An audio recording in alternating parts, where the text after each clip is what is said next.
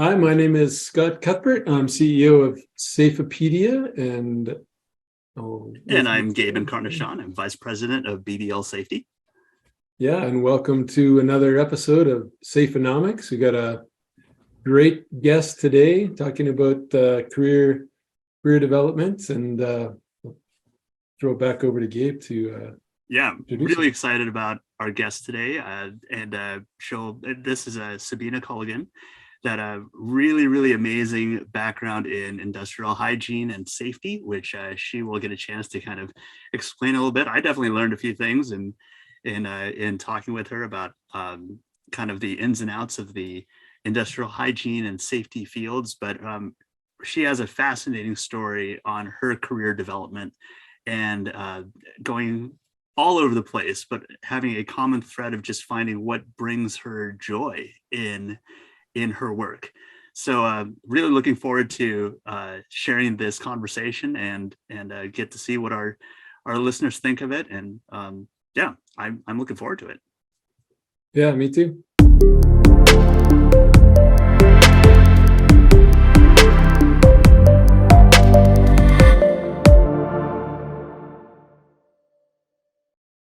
Well, Subena, I'm really excited to have you here. Just wanted to start with, why don't you just give us an intro of how you got into safety and where you are now? Absolutely. So I had the traditional route of safety, had no clue what it was, and now I'm here. So I actually joined the Air Force, and they gave me a list of jobs, and it was a list of 1 through 5, and they said you'll probably never get 5. Number 5 was industrial hygiene, and then I got number 5. And it was the best decision. It was the best decision for the person that helped me. I don't know who she was. I would never be able to identify her, but I'm so grateful that she encouraged me to put industrial hygiene on the list. So started off in the United States Air Force, and then once I got out, went into private industry, stayed an industrial hygienist, and then made a transition into EH&S generalist, earned the CSP during that transition. And now I own a coaching and consulting business for EH&S professionals. And that is really a culmination of my development, exposure to development, and this true passion for the EH&S profession. I do a lot of reading, and I somewhere along the way came up with this idea. So, and the hypothesis statement is somewhere around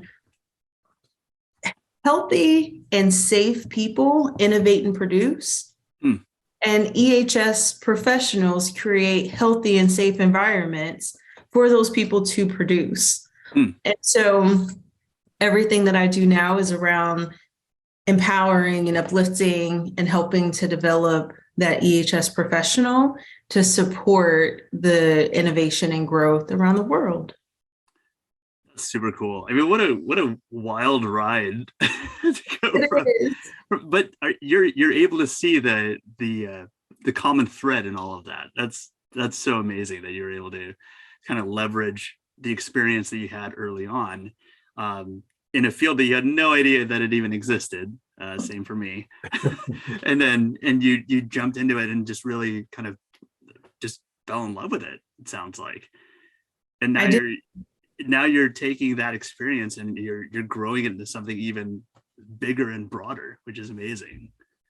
Thank you. It's been an absolute honor to experience what I have in my career so far. And the love that I have deep down, I am an industrial hygienist through and through. And even in that, there are so many incredible geniuses in the field that are innovating and creating new ways to protect people. And just to be a part of that journey and a part of what happens in this season of the profession, I couldn't be luckier. That's so cool. Yeah, that's great. And you mentioned there's like 1 to 5, and you kind of jumped to 5 there. So could you maybe take us through the what was 1 through 4? Yeah, progression a little bit, just so people can understand how you got to become a hygienist. Absolutely. So I really wanted to be in the medical field, right? So this is kind of the story that a lot of hygienists will share. They started, down the pre-med path of some sort. And when I was, my mom won't listen to this. So I was like, I gotta get out of here. So there was just a point of like, I don't have the skill set to stay home with my mom any longer. I've got to get out of here. So I went to the military. And when I went in and said, I'll take any job, just one that gets me away from where I am today. So 1 through 4 were all medical jobs. And I had the scientific background, all of the things, that was fine. And the Air Force picked industrial hygiene for me, which I initially was like, whoa, it sounds hard. It is. And the first year or two, I actually did not have intentions on staying. I was still going to go down the medical path, become a nurse practitioner, do something different through the United States Air Force. And it was the moment that I remember, and I'm sure there were a lot of moments, but the moment that I remember, I was doing a survey for people that put ammunitions on fighter jets. And when they are making or attaching a piece of equipment, whatever that piece of equipment was, they were using this adhesive and just like a glue, but the glue was 70% lead. Okay. Which was fine for them because it was a glue. It couldn't become airborne. But later on down the line, there was another group of people that had to take this adhesive off. And they didn't know that it was 70% lead. And so we were able to capture it at the source and get them to use a different adhesive. And it was, this other shop had like 300-400 people in it. And that could have this lead exposure, and they had no clue. And it was just such a proud moment. Everyone was not happy, but like in the background, I was just like, oh my gosh, these people don't even know that we've made a decision that could impact their lives 20 plus years from now.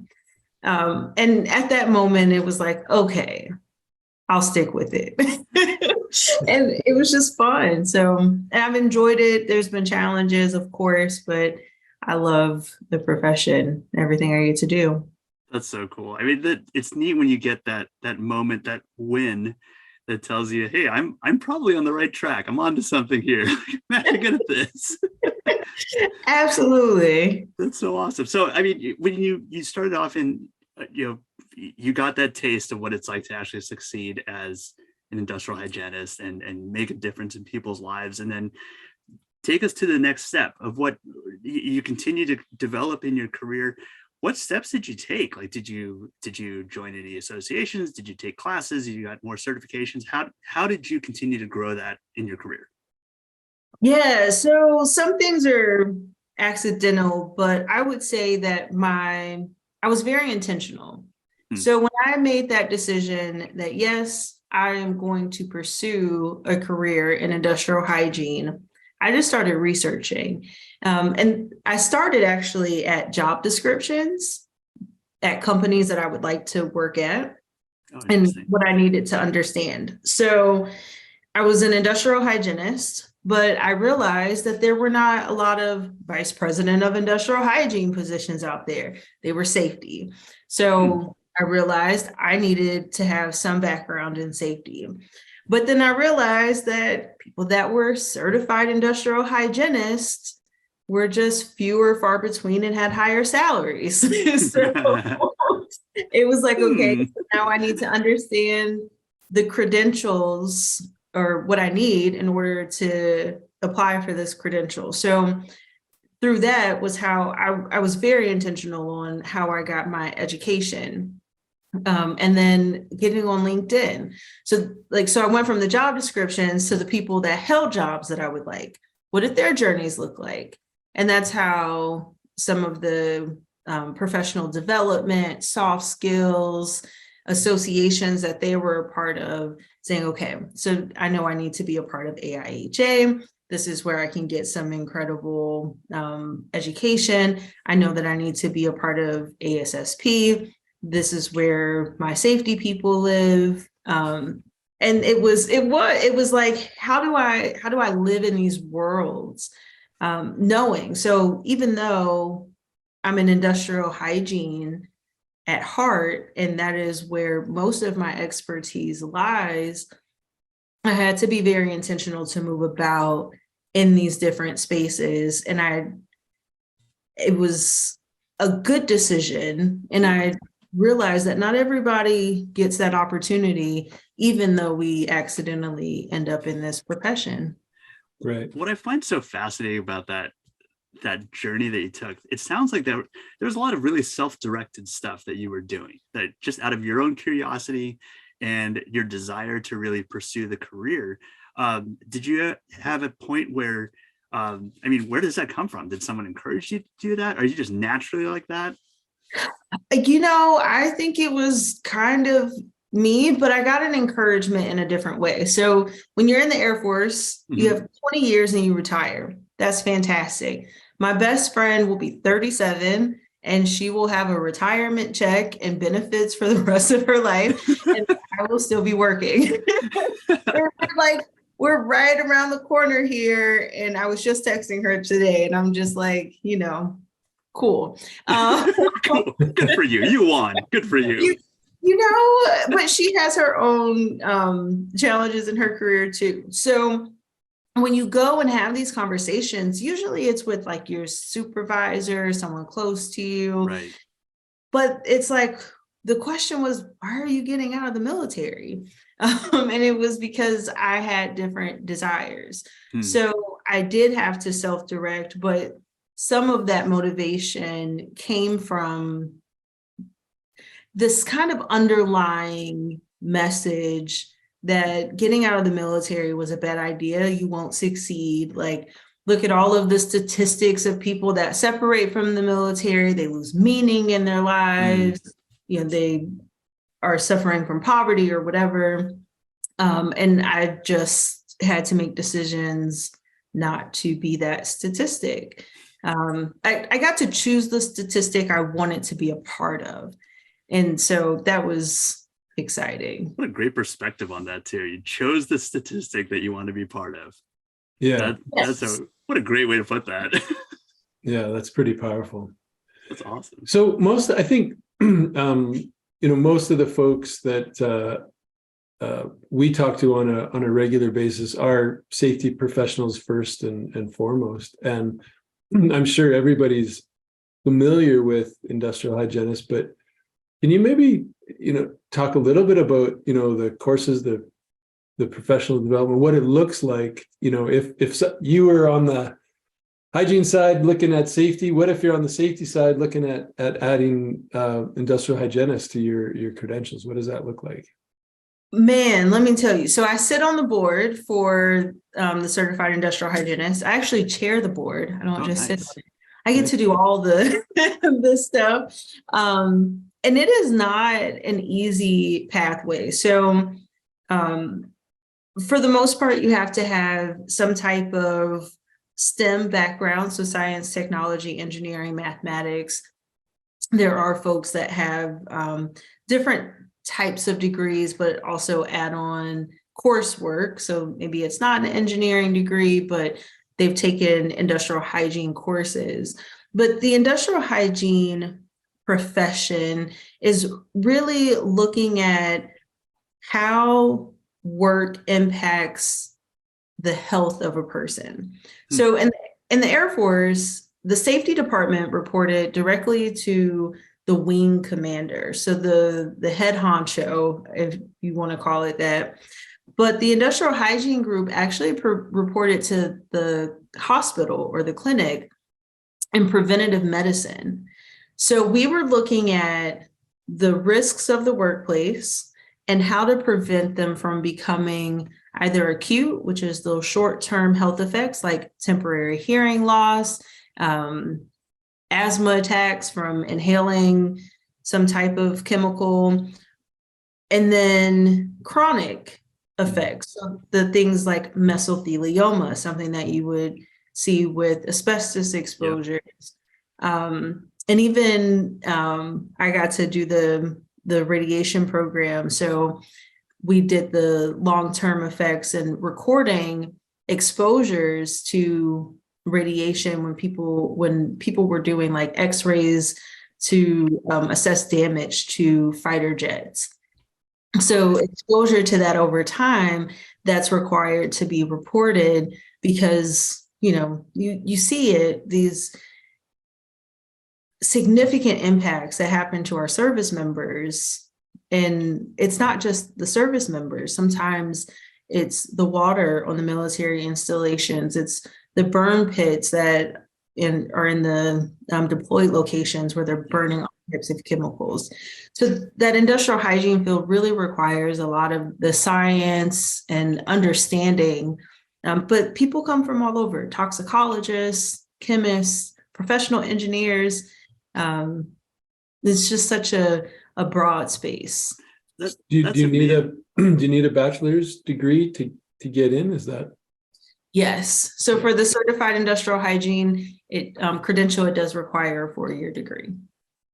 Okay. That's amazing to me that you're looking at something that is actually a lot of those injuries that you mentioned, or the injuries and those issues that you mentioned are not quite as blatant or immediate.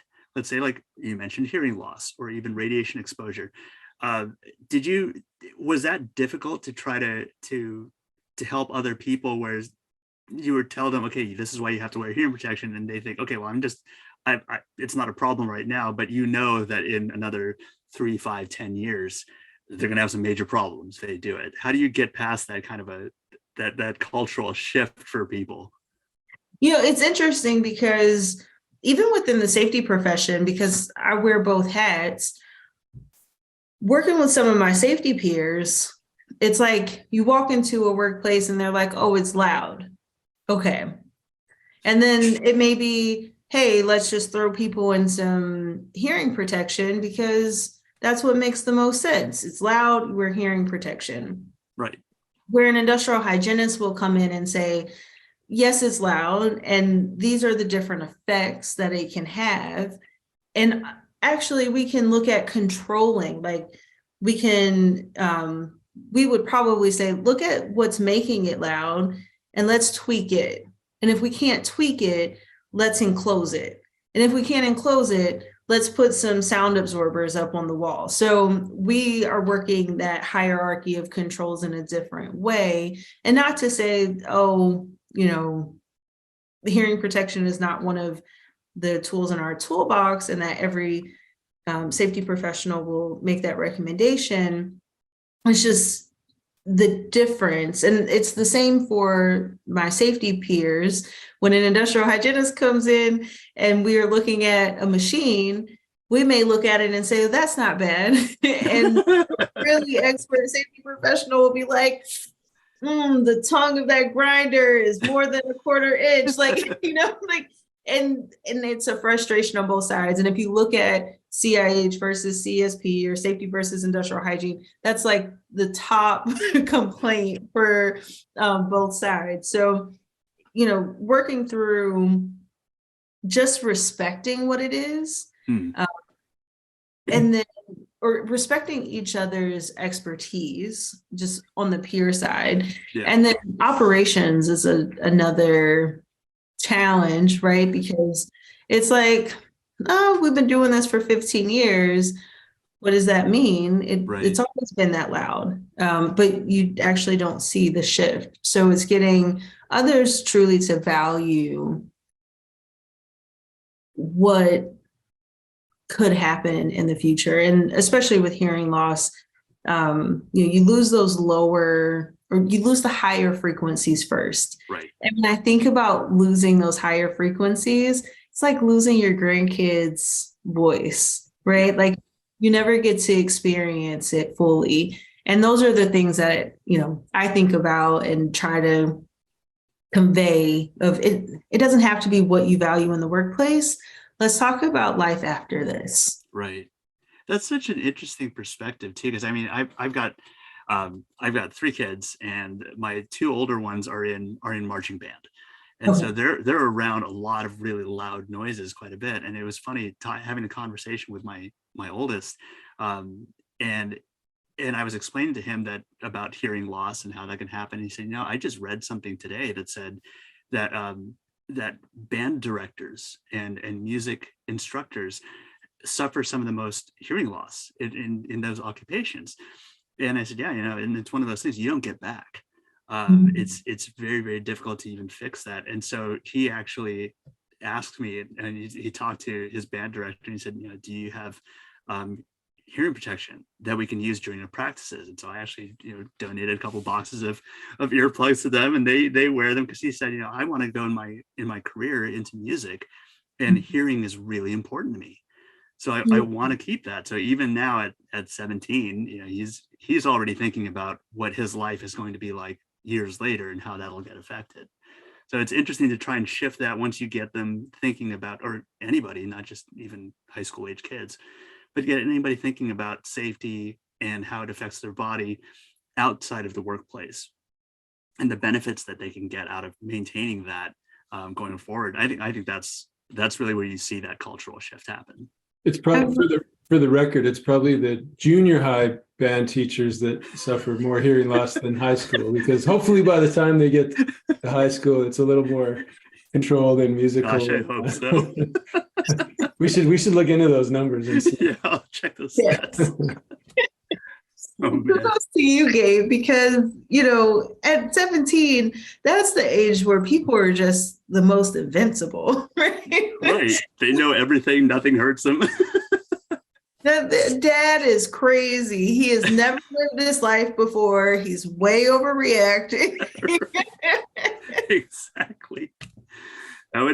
So I feel like that's really where you kind of get the hearts and minds of people with something related to safety, and especially with industrial hygiene. As I said, you're dealing with something where you might not see the effects of it for another year or two or things like that, or beyond. And especially when you're in an environment, and I can only imagine with being in the military, where there is a mission to be done, you have to do it, and it's like, look, we have to get this equipment onto this aircraft. I don't care what's in that glue, just make sure that it's attached. So you have to balance the priorities of the operation with the safety of the people. So walk me through how you've seen that, because you have such a varied background in the types of environments that you've worked in, and levels of management you've worked in, and hierarchies that you've been in. How have you seen that with, let's say, executive management? If you have somebody that's in an officer rank or higher, or someone that's above that, how do you deal with that? How do you make industrial hygiene and safety a priority for these people? Yeah, so everyone has a why. Everyone has a why it matters. And it's less about, the regulation and what you have to go do, and more about why they desire to take action. And I have one director, he was just like, how can I get in trouble?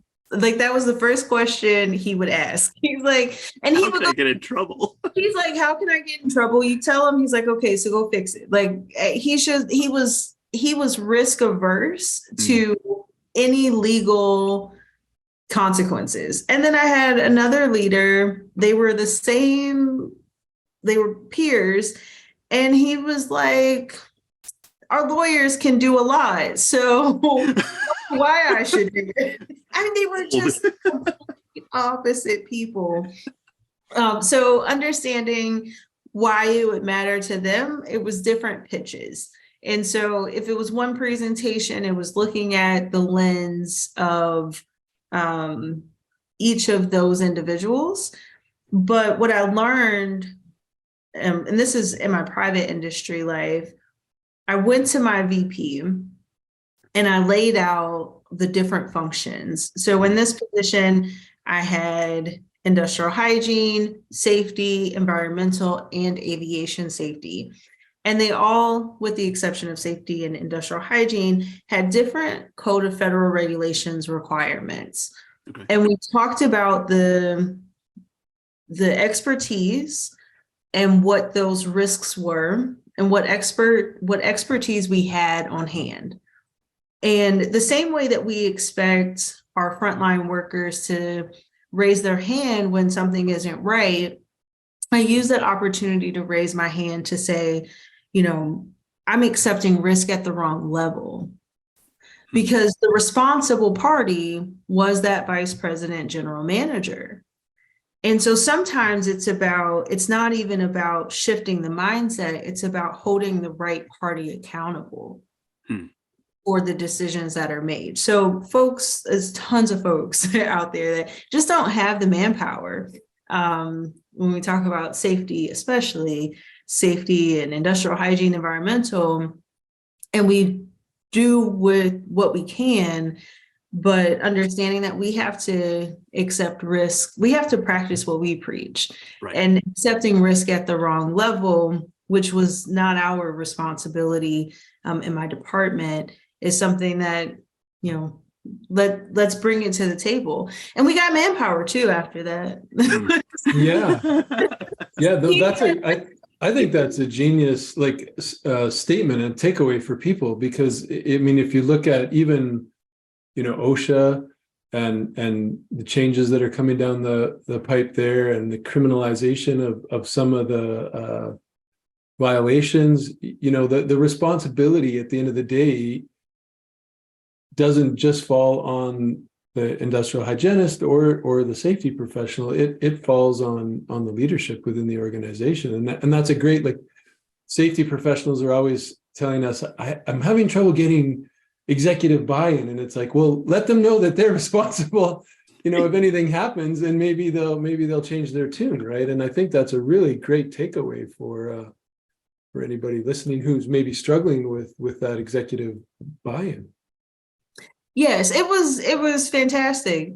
So the funny part of that story, and I'll add to that as well, but the funniest part was my VP turned and he said, well, that's not me, that's the senior vice president, right? So and was like, absolutely not. And it was because we couldn't do everything with quality, right? So we're trying really hard here, and feasibly, without people quitting, without people being more burned out than what we were, this is what we can do.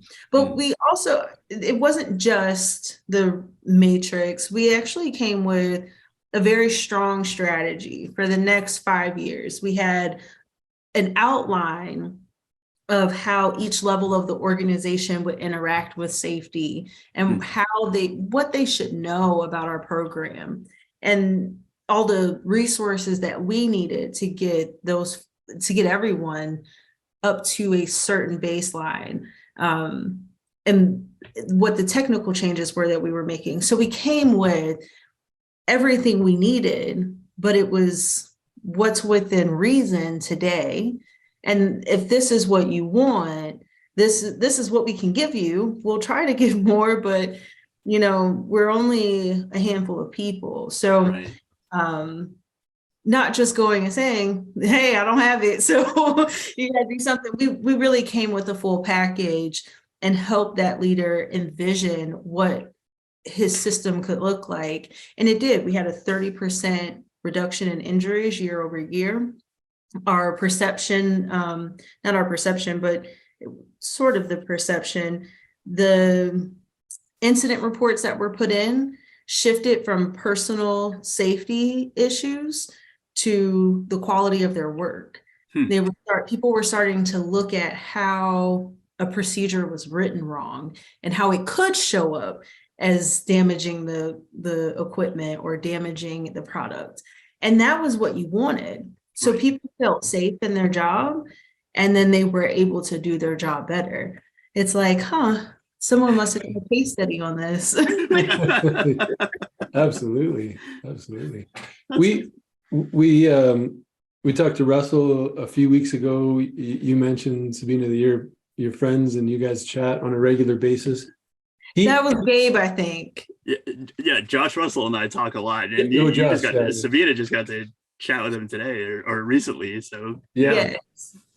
Sorry, Josh Russell, and he talked a lot about kind of fake it till you make it, like applying for jobs, stepping up for responsibility that he wasn't yet qualified for, but being a quick study and hitting the books and making sure he got there. You have similar stories to share about maybe volunteering or stepping into a role you weren't too sure about? I think every time I step up to the plate for something, I ask myself, like, am I really that person? People give feedback and I'm like, really? That's who you think I am? And it's just this curiosity. And so with imposter syndrome, and I definitely still have experiences of imposter syndrome. Last weekend, I got the chance to talk to another business owner and I was like, dang, so it is still imposter syndrome. But I got to ask these questions, and it was the most powerful thing that someone could have asked me. They said, are you defrauding anyone and you doing this? And I'm like, well, no, I'm giving valiant effort. They're like, are you deceiving people? Are you saying you have qualifications that you don't, or saying that you can do something and you can't? And I'm like, well, no, there's always a risk of failure, right? But like all of this I can do. And they're like, well, being a fraud and deceptive are the foundations of being an imposter. So you're not an imposter. Maybe you're afraid. Maybe, you have high expectations of yourself and you don't want to let anybody down.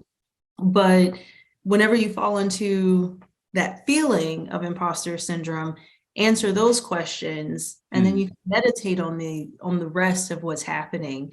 But strip it, let it go, put it in its bucket, and move on, because people deserve the work that you do. So that's what I share with anybody that continuing to work through that dreaded imposter syndrome. Yeah, those are really awesome, wise words, because I think, Scott, you and I have a tendency to kind of get out over our skis a little bit and jump into something where it's just like, yeah, well, I guess we'll figure this out as we go. But there's, if you have that perspective of, what, I'm meant to be here, and this is a place for me, and I'm qualified to get to this point, and I want to grow and keep going in this. And as you're right, as long as you're not defrauding somebody or just outright being deceptive in something, challenge yourself. Go and see if you can pursue that certification, to see what that next position looks like, to see if you can actually do it. Mm-hmm. and grow in that area. And as you said, jumping into your own, having your own business is also that's a huge risk. Yeah. And so you've made that decision to pursue something that you are passionate about, that you are driving on your own. I've seen a lot of other people in the safety profession do the same thing as well. Coming from, let's say, more of a larger or a corporate background, and then doing their own consulting. Tell me a little bit how that goes, because I've never really gotten to ask somebody, okay, you had this job and you're in a large organization, you've got benefits, you've got all this other stuff, it's set up for you, and then now you actually have to find your own clients, you've got to do your own thing. How did you decide to make that jump and still stay within the safety and the IH field? Let me tell you, Gabe, starting a business is not easy. Scott, nope. It is not, it's not an easy decision. And recently I realized that there was actually a morning that I didn't allow myself. So early in our conversation, I said, I was looking at jobs and what those job descriptions were, learned that there wasn't a vice president of safety. at some point in my career, I had decided like I am going to lead EH&S as a vice president for a Fortune 100 company. This is my goal.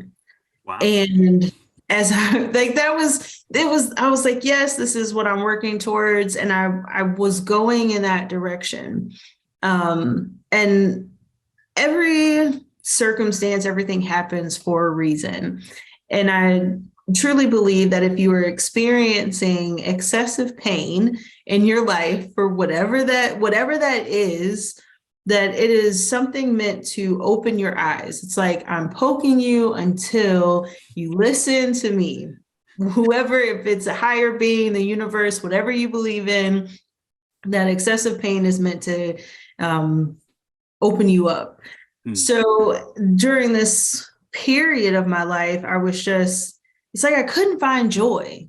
I love what I do, but it was just on a day-to-day basis. There were like these little things.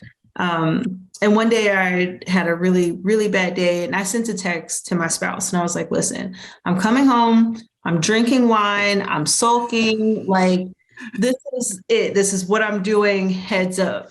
And as soon as I walked through the door, someone that I had only talked to one other time in my life called me. I was like, this is odd. And she just really was going through some challenges in her professional career. And we ended up talking for like 2 hours.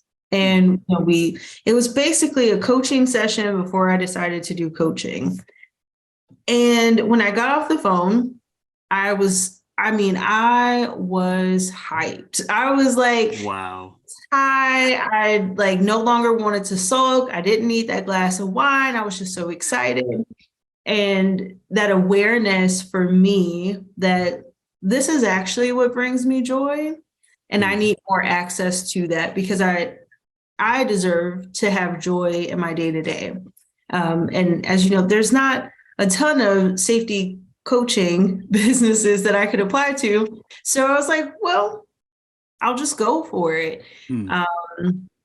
And started the same job descriptions, qualifications, all of that, just in a different pathway. So I was actually encouraged by a value, and that value is joy.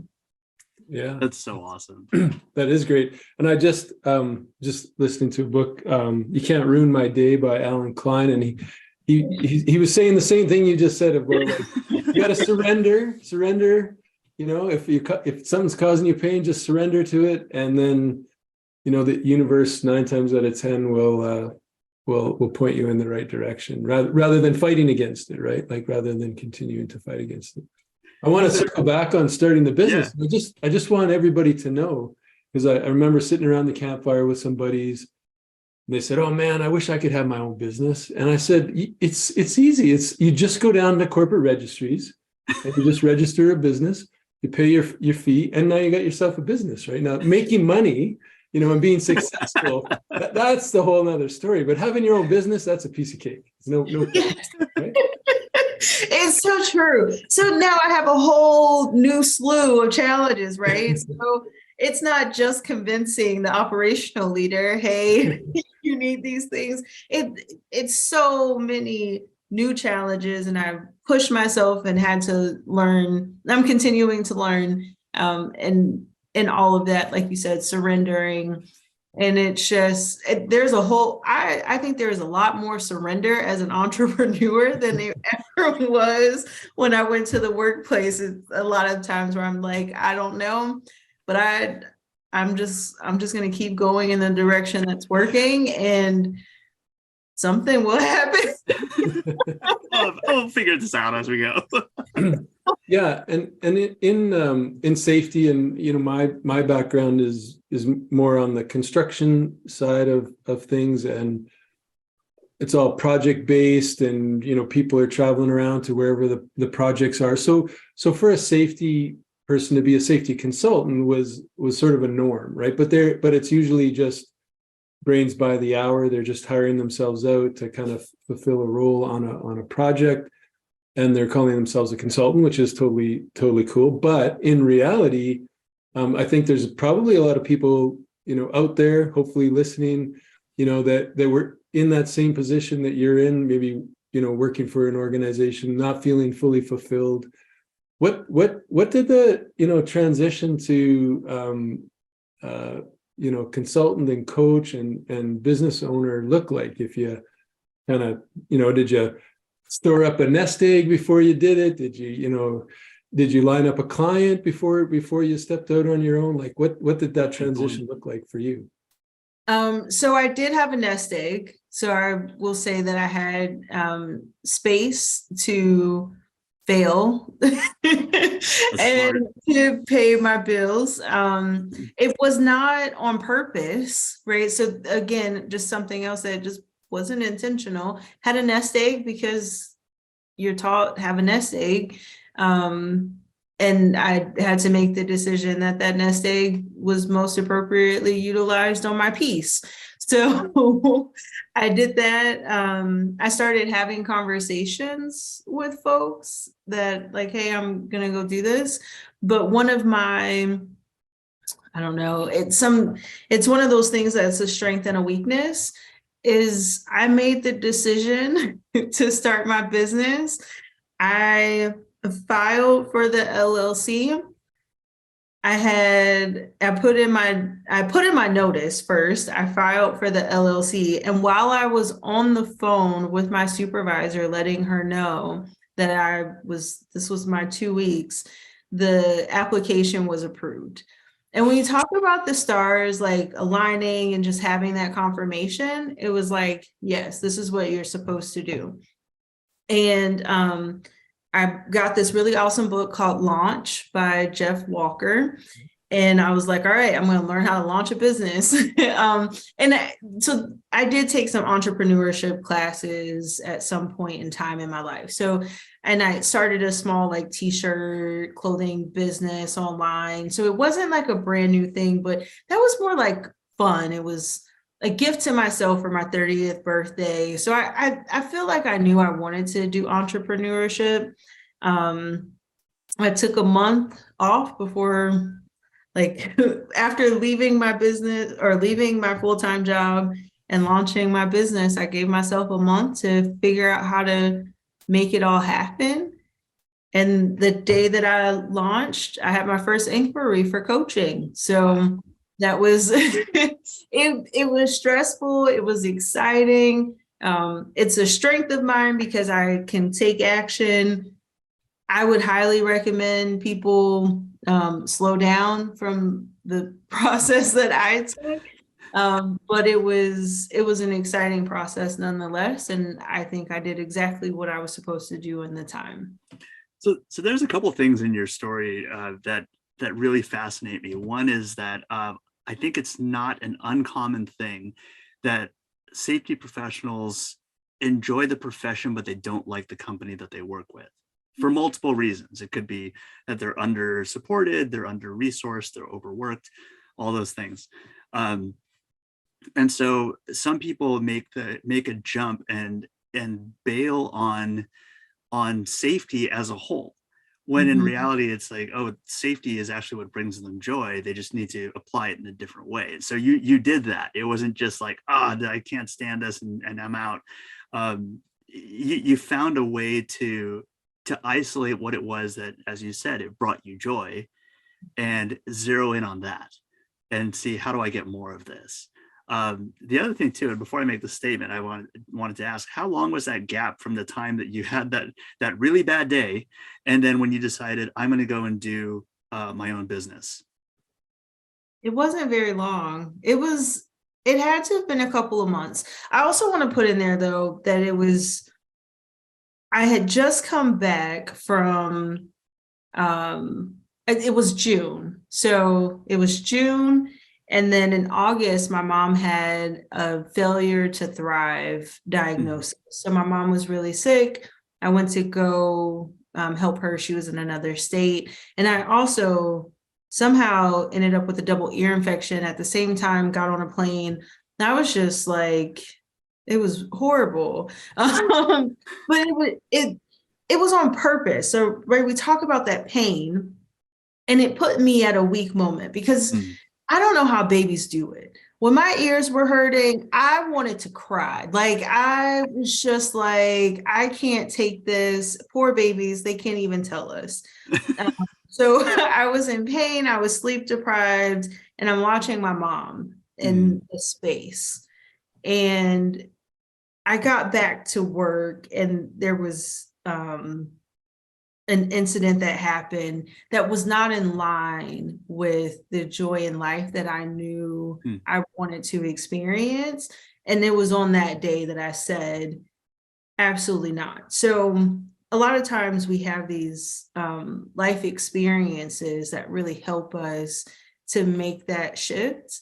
And that was probably part of the reason why I was literally looking, and my mom's fine now, but looking at how different life can be and why it's so important to pursue your own joy and what brings you value. Like, I literally just wanted to be able to say, if I am laying on my deathbed, which will happen, can I say that I made decisions that allowed me to have a life well lived? And at that moment, I could not.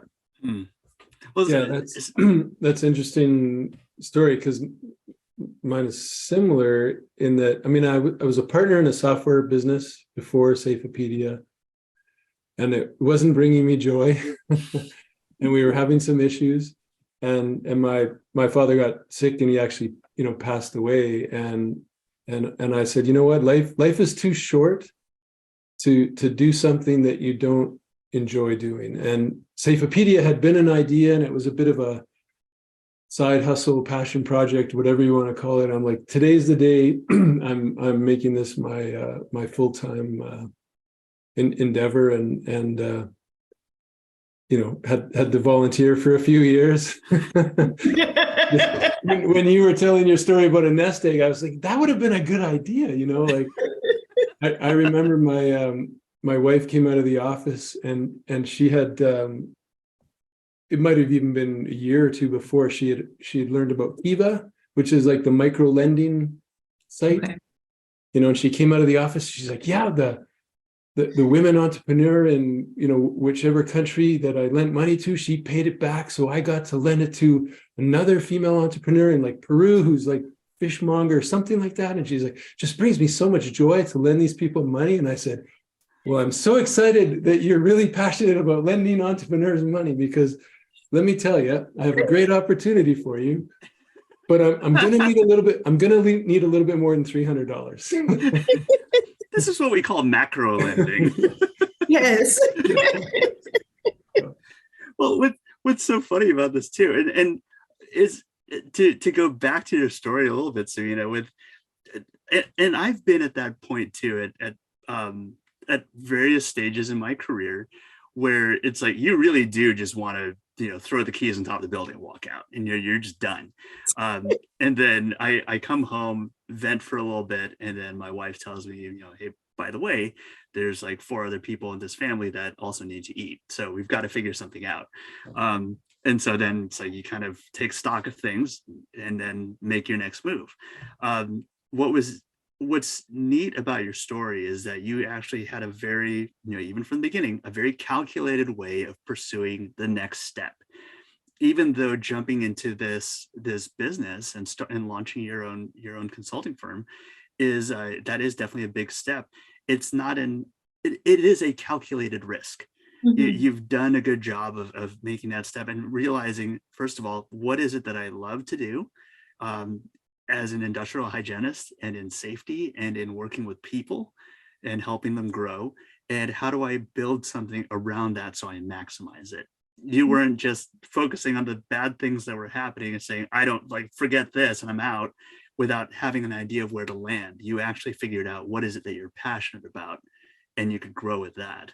So, I mean, props to you. That's awesome that you were able to do that. Thank you. But I think it's so important because going through different phases of burnout or not finding joy, realizing that without the awareness, you're going to end up in that spot over and over again. So I could have left the job, went somewhere else, and I would have still had a challenge of some sort because what I valued was different than what I could find in a traditional workplace. So what I would challenge people to do is truly understand what they value and have an awareness of what their challenges are, and what's challenging them before making a move, because it's easy to walk away, but it's hard to reflect on yourself. Because I mean, for me, whatever workplace, I was the problem. It was because I found more joy in my autonomy, and you don't have that much autonomy in corporate America. Just especially like, so when they said, why you want to leave the military? Well, I had to figure out I like autonomy. Autonomy and the military do not go It together. does not exist. Yes, that's why I will not be retiring at 37 with my friend. But you know, awareness and whatever, however people can find that awareness is what I would encourage. Whether every incredible leader around the world, not every, I don't know if every, a lot of them, they have a mindfulness practice. Ray Dalio, LeBron James, Oprah, Jeff Bezos, they all have some level of mindfulness practice. And that level of awareness can actually lead to greater success. So I want to, you mentioned about leadership, and I want to kind of flip the script a little bit here as we're kind of wrapping up on our time. So you've been in these larger organizations, from the military to the private sector and things like that. And some leaders have done well, others have not. What are words of advice that you would have for a business leader so that they don't burn out their safety professional that's working for them? I mean, we all know that they're very, it's challenging to be in the safety field, and for all the reasons that we had mentioned earlier.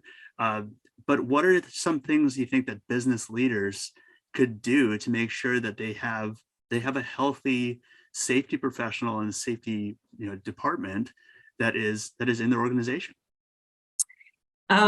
So safety cannot hold the weight of the world. That's one thing. We try, but understanding, I think the biggest lesson that I've gotten over my career is understanding accountabilities and what resources are necessary to have the right accountability throughout the organization. There is a distribution of responsibilities. Safety is most certainly an expertise, but the engineer that designs the product is not the person building the product, right? So there are levels of approvals, there are levels of procedures throughout that ensure that this product goes from ideation to the shelves or distribution. Right. Safety is really the same. It is ideation and understanding, the innovation, the continuous improvement, but then getting it out and distributing it. There are responsibilities throughout the organization and accountabilities throughout the organization. And if organizational leaders could fully understand that, their programs would thrive in many ways. I have never heard the concept of safety being put together as a product in an organization. That's phenomenal. Because I mean, even from an operational mindset, I know exactly what you're talking about. Like, you have this really great idea and everybody's, rah cheering for it. It's awesome. And then it's like, okay, well, we actually have to do the thing now. And how do you make it happen? And it looks great on paper or on a slide deck, but then when you have to deal with the actual human beings, things start to get a little trickier. They do, but you deal with those human beings, right? So if your marketing department is not making this product marketable, you figure something out about it. So now if your operations department is not doing what they're supposed to do, turning to the safety professional is not the answer. First of all, they didn't hire anybody. Nobody comes to safety for vacation. And so when you understand that, then you can move it. But maybe it's a lesson on the other end for our safety professionals to understand that their service and product needs to be communicated in a way that, like you said, from operations, it makes sense. That's really cool. A great Yeah, perspective on that one.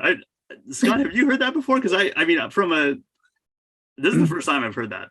Yeah, no, again, lots of great nuggets to take away from the conversation, and it does remind me. Talked to a few sort of safety culture, I'll say, experts or thought leaders, and they really they talk about safety in terms of quality management, right? And that quality management is part of the process to, like you said, the products engineered by engineering and then built by production, and that the quality has to be built into that whole production process. And so does safety. It can't be something that comes in at a certain point. It needs to be present throughout the design and the production. And so I've never heard it like that, but definitely, having it baked in as part of the process makes a lot of sense. That's awesome. Well, Subena, thank you so much for joining us. Sorry, that wasn't for you. That's for me. Thank you so much for joining us. This has been really fun. It's been great to meet you in person. We've seen each other at different conferences and definitely on LinkedIn. So where could people find you, and tell us a little bit about where they can find your company? Absolutely. So LinkedIn, of course, I'm always on there. LinkedIn articles and all of that good stuff. So Subena Colligan, my website, SabenaColligan.com, and you can also register for emails. So I also send content that is like the content on LinkedIn about leadership and incorporating those soft skills into the hard skill environment for environmental health and safety professionals. Fantastic. I love your content on LinkedIn, by the way. It's very encouraging, very positive, very thought-provoking. So I love it. It's great. Yeah. Well, I think we'll definitely see more of you in our upcoming events and discussions. So it's great meeting you today. I did want to mention, like, we kind of glossed over, my buddy here from Southern California talking about getting over top of his skis a little bit, and just warm my heart as somebody who was just in the mountains skiing to have a reference that I could follow. I know. That was for you, Scott. You're welcome. Awesome. Well, thank you, Subena. Thank you, guys. Have a fantastic evening. All right, you too.